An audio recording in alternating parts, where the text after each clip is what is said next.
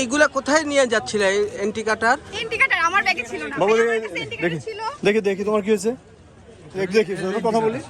আচ্ছা আঙ্কেল দেখেন এই বিষয়টা আমি আপনাকে ক্লিয়ার করতেছি। দেখেন এই যে কালো এন্টি কাটারটা এগুলো এই যে দেখেন আমার ব্যাগে আমার প্র্যাকটিক্যাল জিনিসপত্র থাকে এগুলো, হ্যাঁ এগুলো সবসময় অলওয়েজ থাকে আমার ব্যাগে।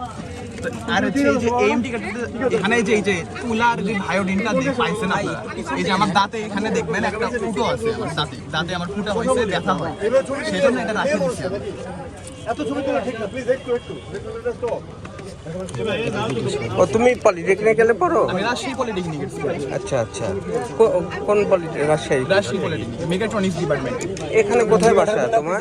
এখানে আমার বাসা হচ্ছে এরুলিয়া, চার মাথা এরুলিয়া, ওখানে থাকি। কোথায় আসছিলা তুমি? এখানে আমি আসছিলাম আমাদের ফ্রেন্ডের একটা মানে ফোনে পাওয়া গেছে, স্বীকারও করছে। আচ্ছা ফোনে পাওয়া গেছে তিনটে প্রোগ্রামে সে স্বীকারও করছে। কি প্রোগ্রামে আসো তুমি? কি প্রোগ্রাম?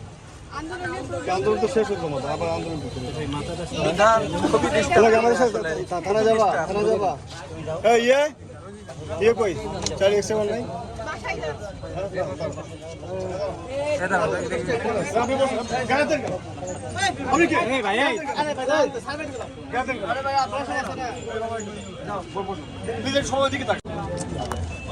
এই যে তার ডেন্টি কার্ডার, মোবাইলের সিম, নামাজ শিক্ষা বই, অনেকগুলো সিম।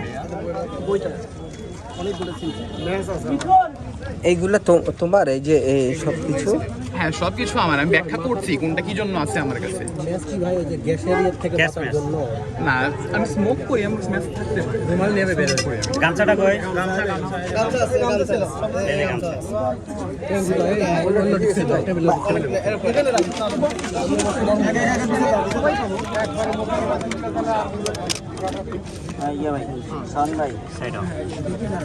সাধন ভাই আপনার রোল একটু ছেড়ে দিন ভাই। তাহলে আমাদের মেধার কি হবে?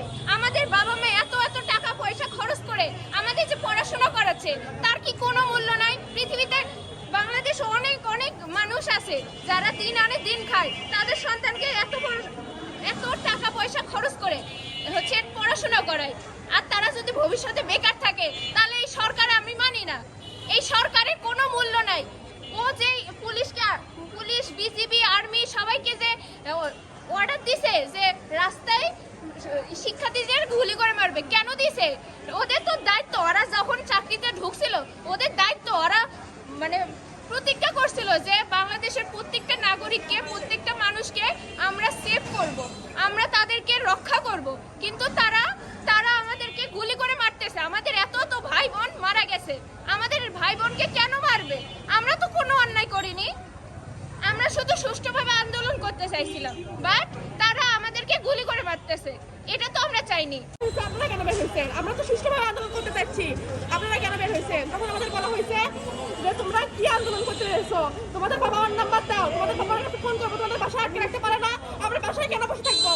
আমরা যে পড়ালেখা করতেছি, আমরা কি দাসত্বের জন্য পড়ালেখা করতেছি? আমরা কি দাস হয়ে থাকবো সারা জীবন?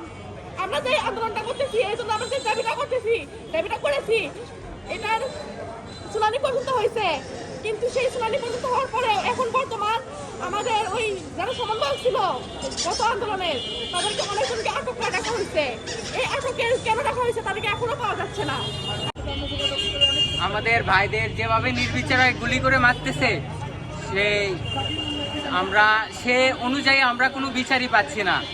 আশা করি আর কত মায়ের কোল খালি হয়ে গেছে সেটা আল্লাহ ভালো জানে, আর আমাদের কোনো সঠিক হিসাবই দিচ্ছে না। আমরা চাই আমাদের সবকিছু